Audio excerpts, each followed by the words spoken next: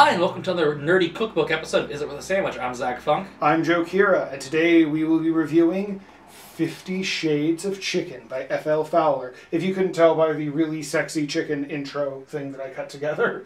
So, Joe, I can assume this book started out as a series of Twilight fanfiction chicken recipes. What else can you tell us about it? Alright, so it has 50 different recipes for chicken, ranging in difficulty, and the exciting part about this is each recipe comes with a short, erotically charged story to get you in the mood to eat that chicken. And we're not monsters. Of course we're going to read you sections from the erotically charged preamble to each of the recipes. That's right, because there's nothing sexier than two boring white guys talking sexily about food. Okay, so the recipes we're going to be going over today are the dripping chicken thighs, Crispy fried chicken. crunchy chicken parmesan croquettes. And finally, the final thing, the happy ending chicken. That's also the last recipe in the book, and I tend to like to do those. So yeah, we're going to get started on this. The first thing we're going to be making is the dripping chicken thighs. Mm-hmm. He heats me up fast. It won't take much longer to finish me off now. His lips quirk into a smile. My own juices are mixing with the coating and running all over the place. It's the strangest, sweetest, most hedonistic feeling, up and down. He spreads my thighs on a plate with sticky hands and at least 5 napkins. What will the housekeeper think? Who cares? To start your dripping chicken thighs, you're going to start with 1 pound of boneless, skinless chicken, and you're going to toss that in a large bowl with some salt, pepper, and a good bit of garlic. We're going to set the chicken aside for right now and start on our glaze. First, you're going to thinly slice 1 onion, and then simmer that in a pan with 1 cup of white wine, a bay leaf and cinnamon stick, and just a pinch of salt until most of the liquid has evaporated. That's going to take about 15 to 20 minutes. I would also recommend using a bigger pan than I did. This ended up being kind of a pain. After that, you're going to want to add in your butter and honey.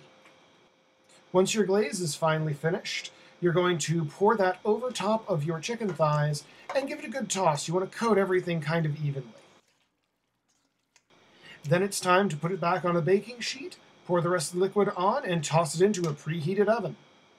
25 minutes later, or so, and you'll be greeted with delicious dripping chicken thighs. Alright, so Zach, these are the dripping chicken thighs. Alright. Now, I didn't end up with as much sauce as I was kind of hoping for with these, and these are actually the recipe that convinced me that I wanted to get this cookbook. So let's give these ones a try.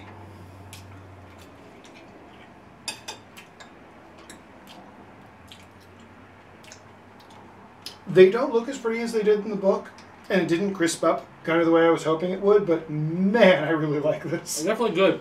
I can... Surprised how much I can taste the cinnamon. Yeah.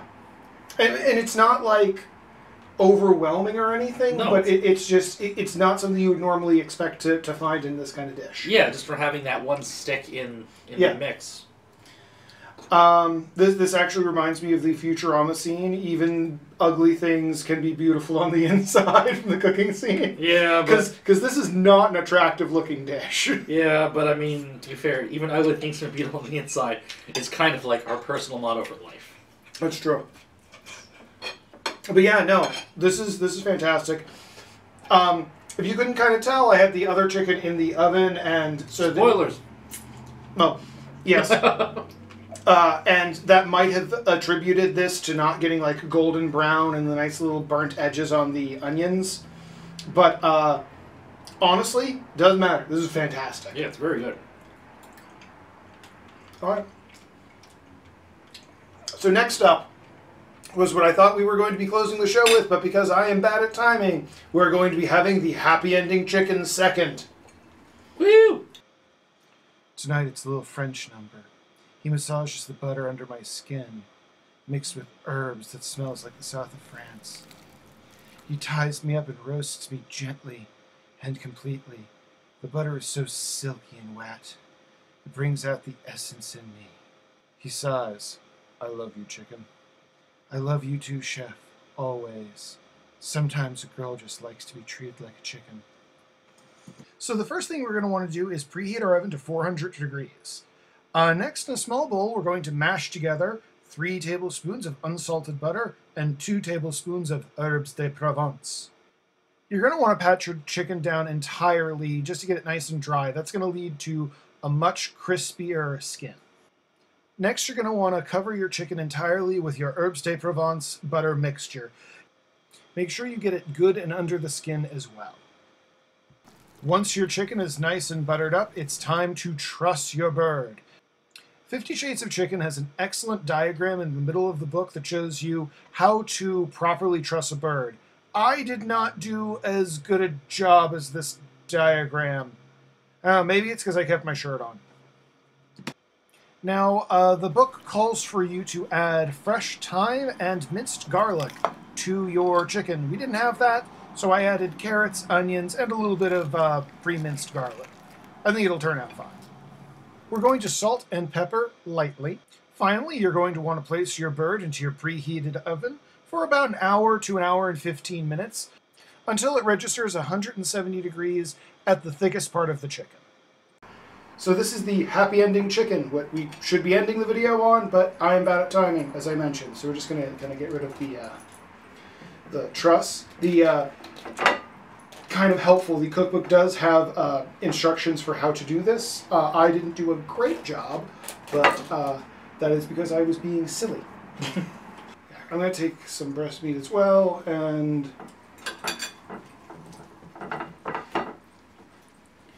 boy, we are just mangling. I'm usually better at cutting a chicken, but I'm just kind of trying to do this quickly, and I'm going to take a leg. Normally I'm a thigh meat guy, but I just had thigh meat, so. Gonna be cutting a lot of this out. Hi dog, how you doing? All right, so let's give the happy ending chicken a try. Oh, it's really good. The seasoning is just absolutely perfect. It's simple. It's not overly complicated, but like it is really good.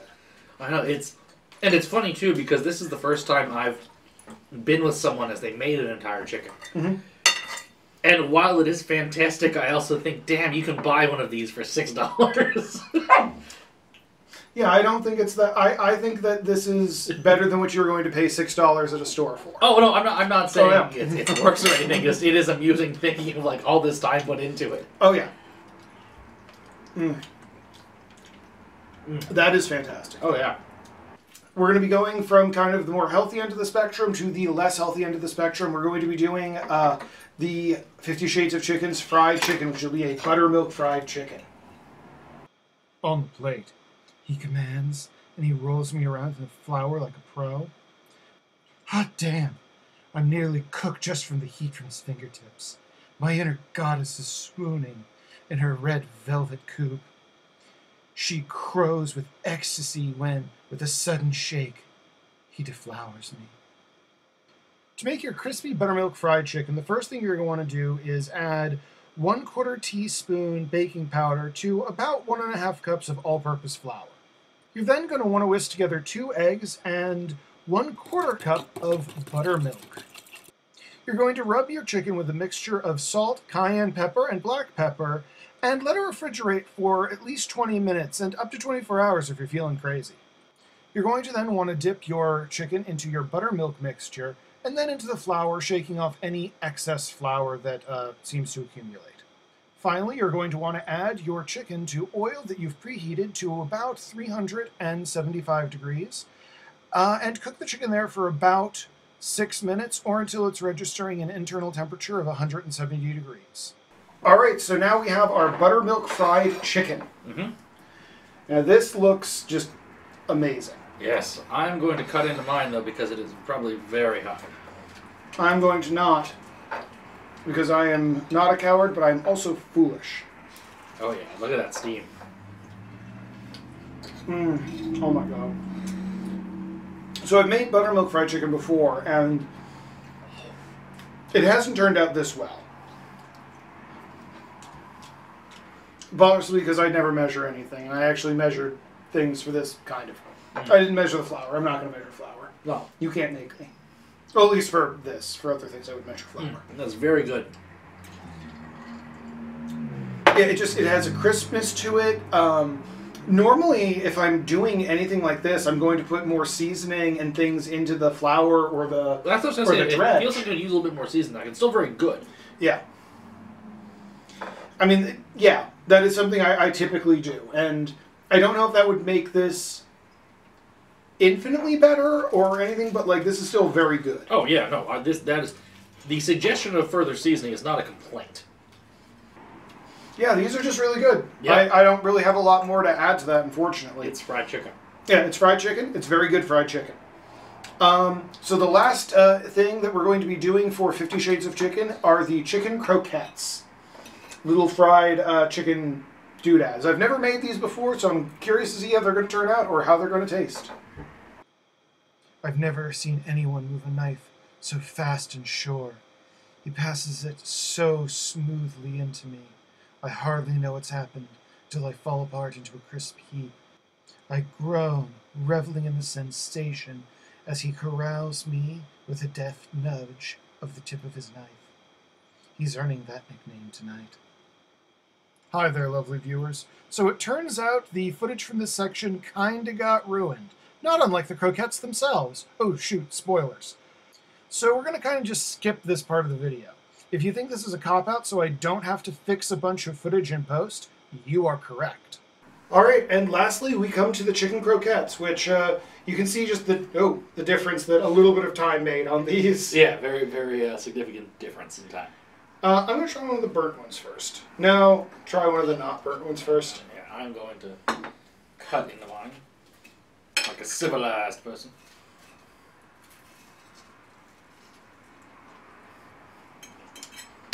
That's not bad. I don't know if that's what it's supposed to be. I think it's also that we were using darker meat or darker oil so that it burned up really quickly. Yeah, we're just going to kind of skip this section. If you think that's a cop-out, you're correct. Because when I did, they ended up like this.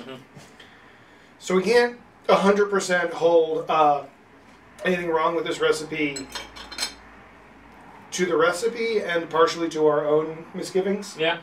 All right, so Zach, out of the 4 chicken things we've done here today, which was your favorite? Happy ending chicken.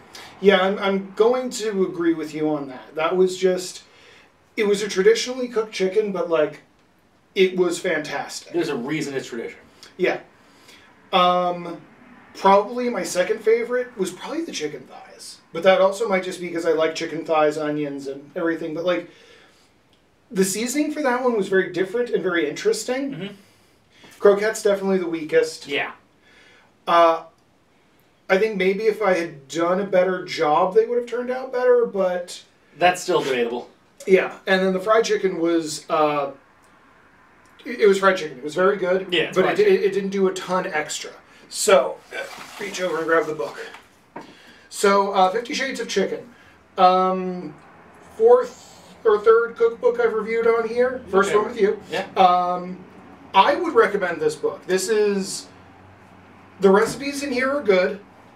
They're fun. They're interesting.